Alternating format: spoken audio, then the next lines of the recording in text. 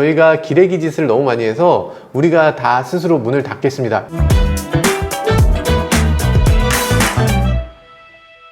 네, 안녕하세요. 모카 김한입니다. 와, 날씨가 정말 더워요. 가만히 생각해보니까 제가 회사 만든 지도 벌써 2년 반 됐습니다. 이제 직원 10명. 그래도 괜찮은 회사 만들기 위해 노력은 좀 하고 있습니다. 처음에 저 혼자 시작하고서 한 달쯤 지났을까? 그리고 정인구 PD님하고 둘이서 좀 정말 어렵게 편집했죠. 망할까봐 너무너무 불안해서 하루에 2-3시간 자면서 편집하고 뭐 자막 치고 그랬었죠. 근데 요즘 뭐 이 댓글들 올려주시는 거 보니까 야, 제가 뭐 잘못을 많이 한 것 같아요. 제가 너무 초심을 잃은 건가? 이런 생각도 해보게 됩니다. 그래서 오늘은 제가 초심으로 돌아가서 직접 셀카로 찍고 편집도 해보기로 했습니다. 아, 이거 잘할 수 있을까 걱정이네. 좀 형편없는 영상이 되더라도 이해해주세요. 현대차는 왜 승용차를 잘 만들고 기아차는 왜 SUV, MPV를 잘 만들게 됐나 혹시 궁금하지 않으셨어요? 애초에 왜 기아가 현대에 피인수됐나 이런 것부터 궁금하셨죠? 오늘은 앞서서 말씀드린 대로 자동차 공업 통합 조치에 대해서 설명드리겠습니다. 되게 오래된 일 같잖아요. 근데 1981년부터 89년까지 뭐 그렇게까지 오래된 일은 아니에요. 아직도 이 후유증이 그대로 남아있고 우리나라 자동차 역사에서 가장 중요한 사건이었으니까 이건 꼭 알고 계셔야 되겠죠. 1981년 봄 엄청난 사건이 있었죠. 아시겠지만 당시 전두환 씨 이 군사 쿠데타로 정권을 잡았던 바로 그 해입니다. 제5공화국이 등장한 거죠. 그냥 생긴 정권도 아니잖아요. 쿠데타 계엄령으로 인해서 얻어진 군사 정권. 그러니까 아주 서슬이펄했죠. 엄청나게 많은 사람들이 다치거나 사망했고 누구 하나 반대 의견을 낼 수도 없는 무시무시한 시기였습니다. 정말 사건 사고도 많았고 무서운 때였는데 이때 군사 정권이 그냥 정치하면 되잖아요. 근데 그게 아니라 굳이 이 사회를 좀 정리하겠다, 경제도 좀 정리하겠다면서 온갖 아이디어까지 내놨습니다. 먼저 언론 통폐합이 있었죠. 사실 그때는 잘 몰랐어요. 근데 나중에 뉴스나 이런 데서 보면 이제는 말할 수 있다 뭐 이러면서 이 기사들을 막 내보내는데 보니까 45개 언론사가 있었다고 하는데 사주들을 다 한데 모아서 이 감옥 같은 데 가둬놓고 고문까지 하면서 이 회사 권리, 이 언론사 권리에 대해서 포기각서를 쓰게 했다고 해요. 그러니까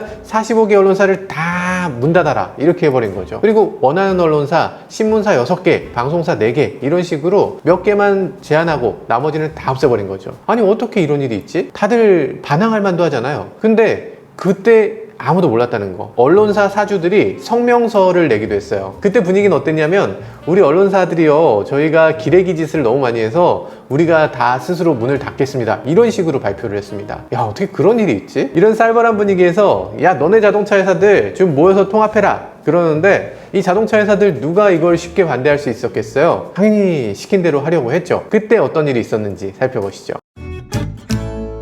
그때 있던 자동차 회사, 당연히 현대차, 기아차 당연히 있었겠죠. 근데 여러분들이 잘 모를 수도 있는 자동차 회사 있습니다. 신진, 아시아, 세한 이런 자동차 있어요. 이거 이름 좀 어려울 수 있는데 여러분들도 사실 다 아는 회사니까 조금만 기다려보세요. 아, 대형에는 동아자동차라고 있었는데 뭐 이건 건너뛰고요. 예, 자동차 공업 합리화 조치라는 이 조치 내용은요 아주 단순한데 아주 파괴적이었습니다. 앞뒤 가리지 않아요. 일단 승용차는 다른 회사가 절대 못 만들어. 단 두 회사, 현대차, 세한자동차 이렇게 두 회사가 만들어야 한다 이렇게 정해졌습니다. 현대차는 뭐 그렇다 치는데 세한은 나 처음 들어봤다 이런 분들도 계실 거잖아요. 이 세한은 이후에 대우자동차가 되고 지금은 한국 GM이 된 자동차 회사입니다. 그리고 기아차는 더 심했어요. 기아차는 중소형 트럭 생산만 해라. 아니 어떻게 그래서 먹고 살 수 있나? 아시아 자동차는 군용 차량, 대형 버스, 트럭만 생산해라 이렇게 정해줬죠. 그러니까 승용차 만드는 회사는 승용차만, 트럭 만드는 회사는 트럭만, 버스 만드는 회사는 버스만 이렇게 생산하게 한다는 거예요. 서로 경쟁이 아예 없어야 된다는 거죠. 그럼 뭐야? 말은 좋은데 현대차는 포터베이스에 HD1000이라는 미니밴이 있었거든요. 그리고 영화 택시운전사 보셨어요? 택시운전사 보면 송강호가 초록색 택시를 몰고서 광주에 가잖아요. 그게 현대 포니보다 먼저 나온 자동차 기아 브리사입니다. 기아 브리사가 엄청 인기 모델이었거든요. 이후에 기아차는 피아트 134라는 야 그건 진짜 그때 로망이었지. 그리고 푸조 604 야 이건 진짜 지금 봐도 멋있어요. 기아는 이런 승용차를 갑자기 생산할 수가 없게 된 겁니다. 얼핏 보면 이 자동차 회사별로 한 종류씩 나눠 가졌잖아요. 그러니까 공평한 것 같이 보이지만 실은 그렇지 않았습니다. 문제는 현대차가 승용차, 기아차가 중소형 트럭만 했는데 그때는 산업 발전 시기니까 이 서로 판매 대수가 비슷했어요. 오히려 처음엔 트럭이 좀 많았죠. 근데 80년대 되면서 이 마이카 열풍이 불었습니다. 그러니까 승용차 판매가 빵 터졌어요. 특히 승용차가 부가가치가 높잖아요. 이 현대차는 잘 나가게 되고요. 그러니까 사실 상업자동차, 트럭, 버스 이런 것들은 이게 일반인이 사지 않고 선수들이 사는데 업체 전문가들이 이거를 뭐 비싼 돈 내고 살 리가 없잖아요. 그래서 당연히 트럭, 버스만 만드는 기아차는 좀 어렵게 됩니다. 그래서 기아차가 열심히 팔았던 차 바로 봉고죠. 봉고는 버스니까 기아차도 팔 수 있었거든요. 근데 반면에 또 현대차는 봉고급을 만들 수가 없으니까 봉고는 국내 시장을 독점할 수 있었던 거죠. 사실 봉고라는 이름이 마음에 드시는 분들도 많으시겠지만 그때 봉고라는 이름은 마쓰다 봉고라는 그 차를 가져오면서 그 이름까지 그대로 가져와서 그대로 쓴 겁니다. 그 이름이 요즘까지 봉고3 트럭으로 이어지고 있어서 같은 이름을 쓰는 브랜드로는 최장기간 끊임없이 이어져 왔다고 해요. 아시아자동차도 있었죠. 저는 젊어서 잘 모르지만 옛날 분들은 아시아자동차 익숙하시죠? 아시아자동차라면 군용차, 버스 이렇게만 만들게 했는데 지금 기아차가 군용차를 만드는 이유도 바로 이 아시아자동차 그리고 기아차가 합병되어 있기 때문입니다. 이 아시아자동차 하면 아직 잘 모르시는 분들 계시겠지만 록스타 하면 아마 다들 아실걸? 그때 당시는 K111이라고 하는 차가 있었어요. 그게 지프 군용차였는데 이걸 민수용으로 개조한 차가 록스타입니다. 근데 그것도 못 내놓게 했어요. 아시아자동차는 민수용 자동차를 만들 수 없다. 그래서 이 자동차를 다 만들어 놓고 공개하고 이걸 다카르 랠리까지 갔다 왔는데 그걸 6년 동안이나 못 내놨어요. 한참 후에나 내놓게 됐던 비운의 자동차였죠. 반면에 신진자동차는 이 군용 지프는 못 만들고 민수용 지프만 만들 수 있게 했는데 그 신진자동차 나중에 어떤 회사가 됐을까요? 쌍용차가 됐습니다. 지금도 쌍용차는 지프 이미지가 강한데 그게 이런 이유에서겠죠. 쌍용차, 와 진짜 힘들게 산다. 네, 그때 현대자동차가 없어질 뻔했다는 거 알고 계셨어요? 그때 당시에 현대차가 통폐합에서 사라지는 운명이었습니다. 그때 당시 뭐 여러 가지 어려움은 있었죠. 일단 현대차가 디젤 엔진 공장을 만들자마자 갑자기 통폐합이 되면서 이 디젤 엔진을 생산하지 못하게 됐습니다. 그럴 순 있어.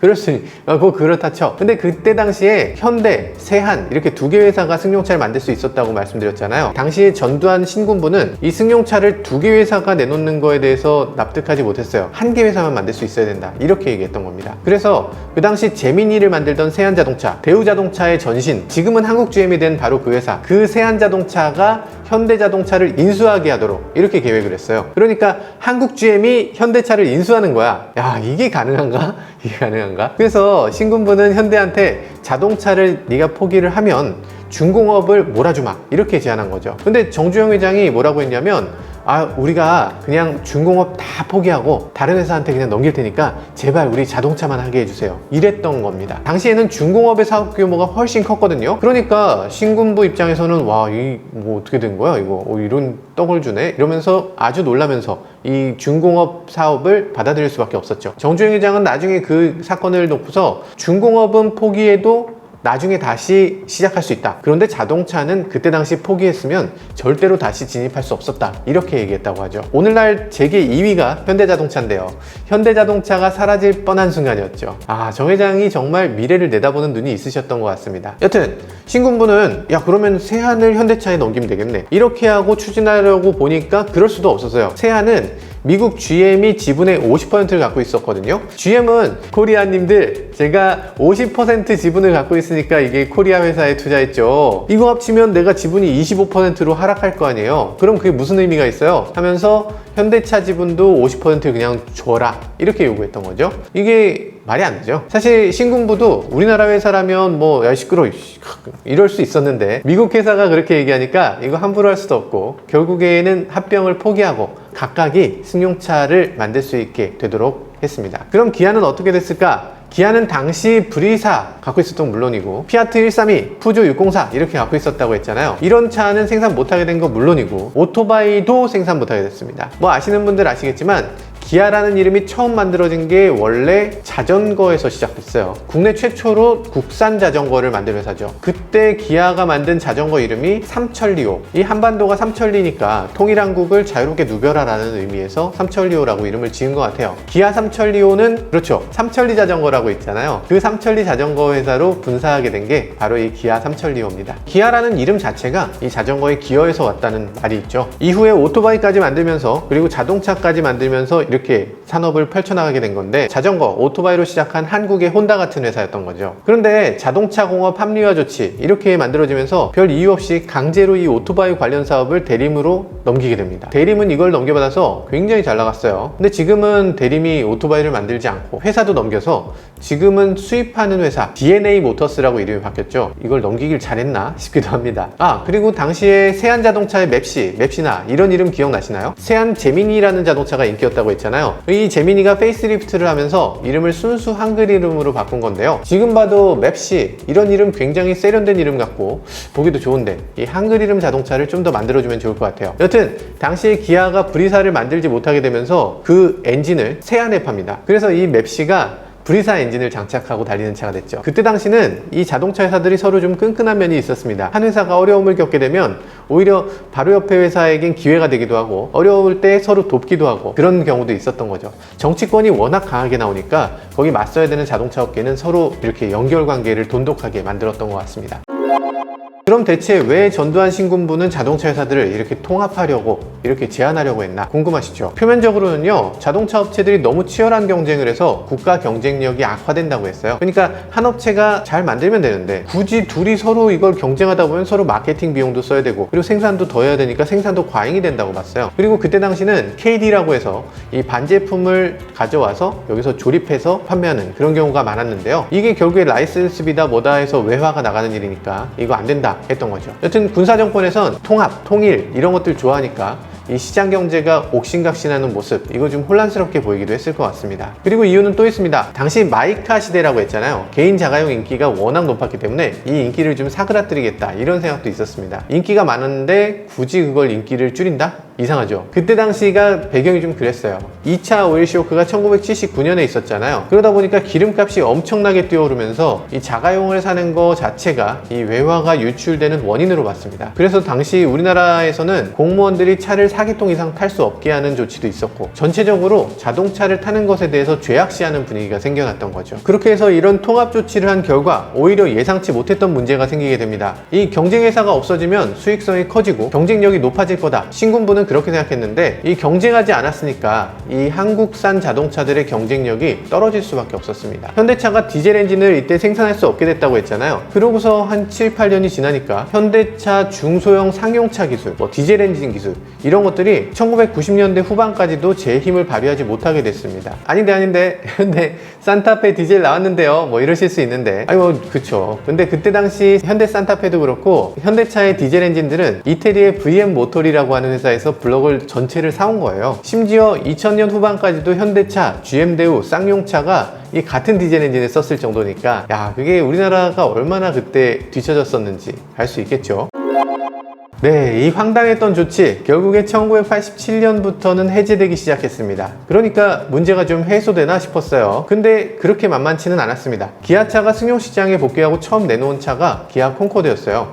이거는 서스펜션도 훌륭하고 파워트레인도 훌륭하고 실내도 그런대로 넓고, 그래서 이 콩코드는 고속도로에서 따라잡을 차가 없다고 고속도로의 제왕으로 불리기도 했던 그런 훌륭한 차였죠. 그리고 기아가 승용시장에 들어오면서 기존까지는 트럭이나 SUV 같은 자동차를 만들어 오던 회사가 갑자기 승용차를 만들어야 하니까 뭘 내놨겠어요? 당연히 SUV지만 도심형인 스포티지, 이런 차를 내놓게 된 거죠. 사실 스포티지는 그때 시대적으로 어쩔 수 없이 필요했기 때문에 내놓은 자동차라고 할 수 있습니다. 근데 이 차가 나오고 나니까 해외에서는 저게 답인가? 하면서 도요타는 라브4, 혼다는 CR-V 이런 차를 내놓으면서 거의 비슷한 콘셉트의 자동차가 정말 많이 퍼져나오게 됩니다. 그리고 스포티지에서 나온 플랫폼 기술로 이 세피아라는 자동차도 내놓게 되죠. 남자가 더 강해졌다. 세피야. 남자에겐 힘이 있다.